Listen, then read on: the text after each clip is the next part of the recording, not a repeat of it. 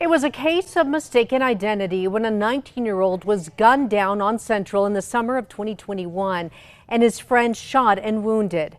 Today, the trial started against Jonathan Martinez, the driver of the car the gunman was in. News 13's Natalie Wattis brings you the details of the case so far. Natalie? Jessica, today the prosecution went over the order of events from that night and says Martinez intended for this to happen. Wrong place, wrong time. We've all heard that. You'll see in this case the devastating results of what that can mean sometimes.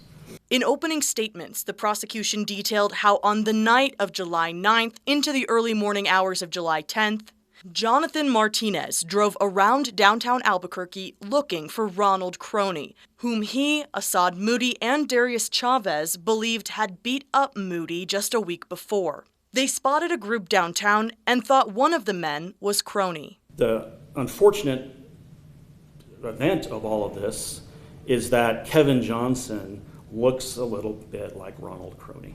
The prosecution detailed how video surveillance will show Martinez drove the car downtown, past barriers, then stopped before video shows someone holding an AK-47 style rifle and two people dropping to the ground. And frankly, it's a wonder more people weren't hit. The two victims were Kevin Johnson, who was shot in the stomach, and Trevante Robbins, who was shot in the face and died instantly.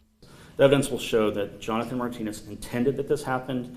He helped that it happened. He encouraged it. He allowed it to happen by being the driver. The defense told the jury it's all circumstantial. And I will submit to you that there is no evidence of my client driving this vehicle.